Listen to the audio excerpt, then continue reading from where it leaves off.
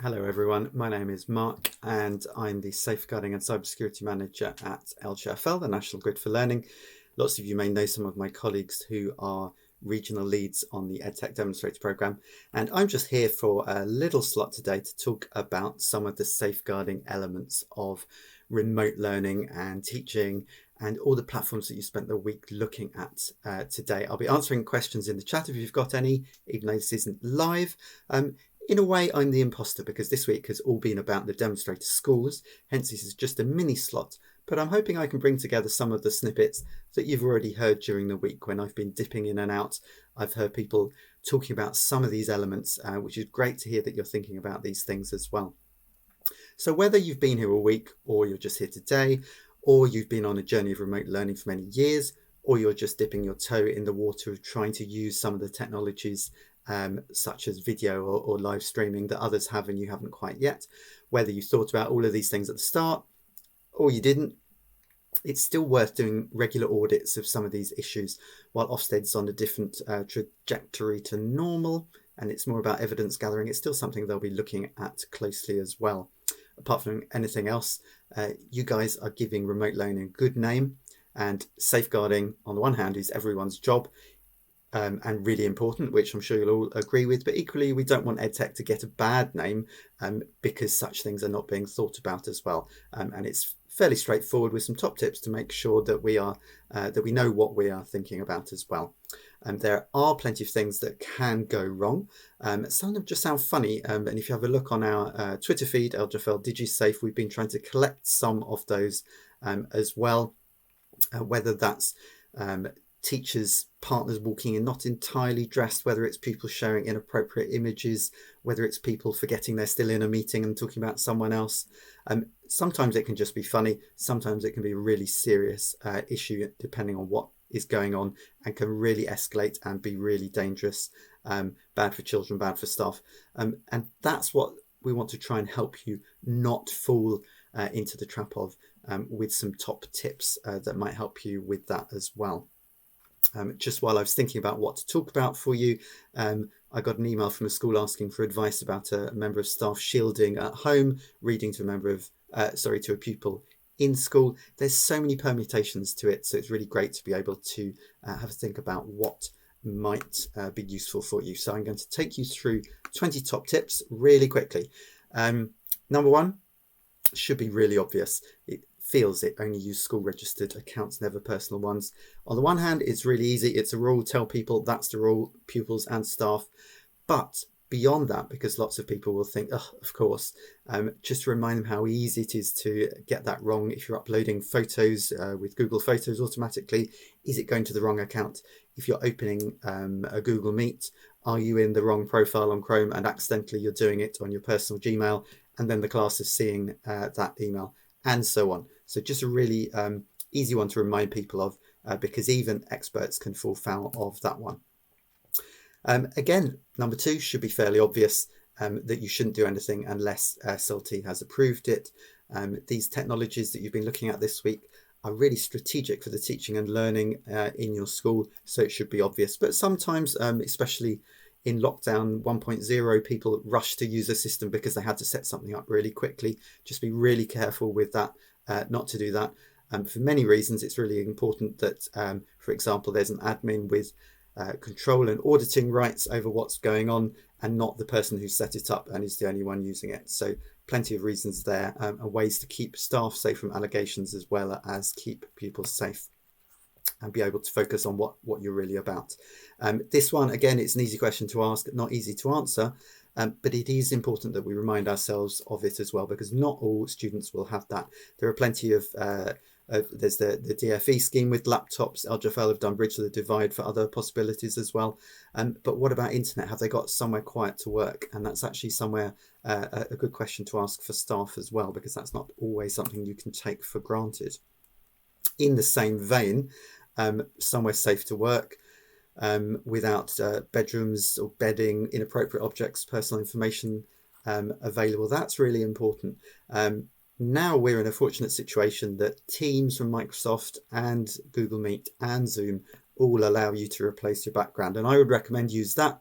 rather than blur, because even blur you can still see a bit of what's going on. But really important to protect people's personal sphere, but equally not get into embarrassing situations, because people do walk into rooms not fully clothed, and equally it's just totally inappropriate to show bedding, but it's sometimes the only place that a member of staff might be able to work as well as a pupil. So help protect themselves by insisting on that, and then you'll have a much smoother ride, and obviously it looks a bit more professional for staff as well. Again, an easy question to fire out at you, but whereas I'm talking about the safeguarding side of things, making sure that your DSL is talking to your tech team, to whoever's running on the strategy for this as well. Make sure you're speaking to your Senko as well, and going through all the vulnerable students, what might be a bit different, bit more challenging for them when you're remote teaching, and that will be different in every setting.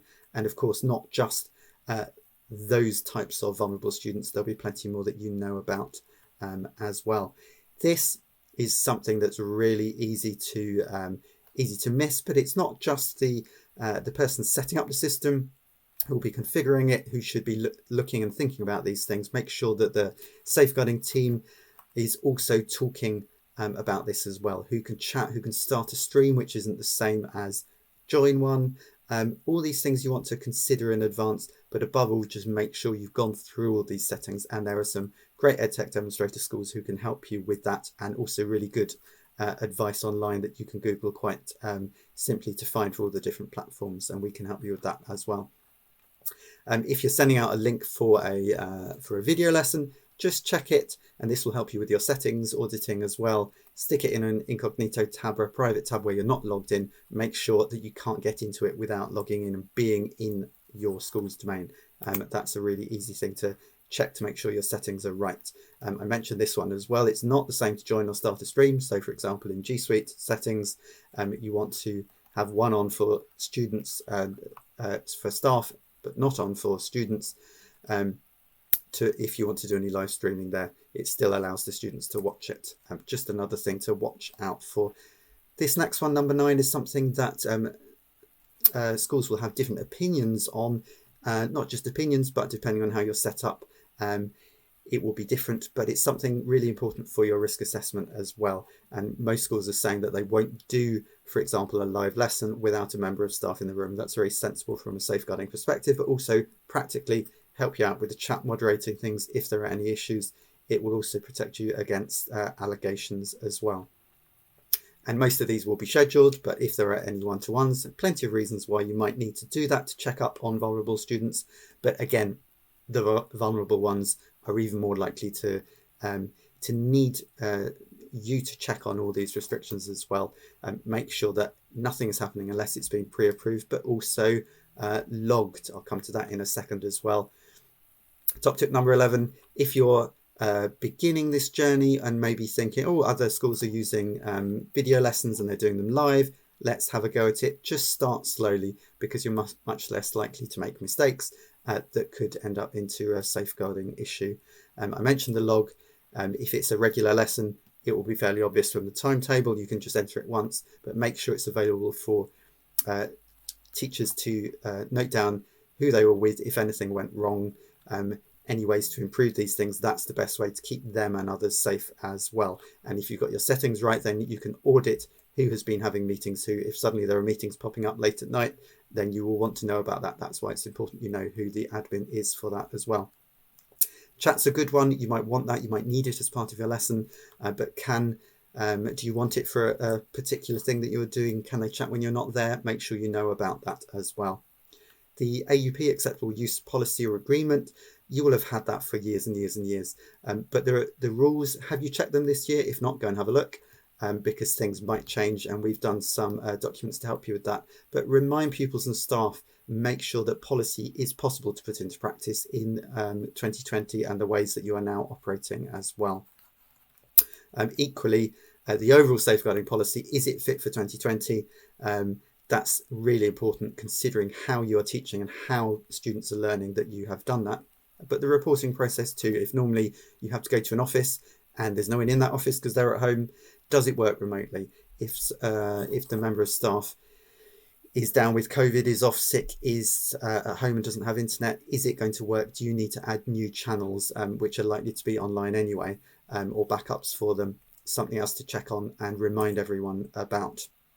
And recording, it's generally a fairly easy setting to make sure that you can't record, albeit some schools will say we will record, we'll keep them for a while. Others will say definitely not. But don't forget as well, to remind students they mustn't, but to tell staff that students could quite easily secretly record it, regardless of whether or not they've got the record button. You might not be able to tell. So it's just another reason to consider all of the other factors that we've been talking about today as well. And similar to reporting, if you're turning off chat, how else is help available? Making sure that ground rules are there for who can speak and when, who can interrupt. Lots of settings can help you with that, but equally just conversations with students and staff to make sure everyone knows what's going on, what's allowed and what's expected will be useful for that too. Above all, and this is particularly for people thinking, oh, we've never done any live lessons, let's do everyone like this next week. Probably not a good idea in terms of the tech, but equally making sure that you're nice and safe. So don't do anything until you're ready for it. And that's what the Edtech demonstrator program is all about. So if you need advice, ask for it. The GDPR word has to be mentioned at some points, making sure these things are covered off. Again, there's plenty of advice. Google and Microsoft have got plenty of advice on GDPR from their perspective at a system level. Equally, make sure that you've got all the paperwork done at your end too. So they were 20 top tips for you. You can find them on this infographic all in one go. That's hopefully useful for you to have a look at some of these things. You can see that at coronavirus.lgfl.net/safeguarding, where you can also see some other bits and bobs for parents as well, curriculum things, and also this document here to help you update your AUPs in the light of things that might be different this week. So hopefully that was useful to you. Safeguarding is not to get in the way, but to just make sure that students are safe, teachers are safe, and if you've got any questions, do pop them in the chat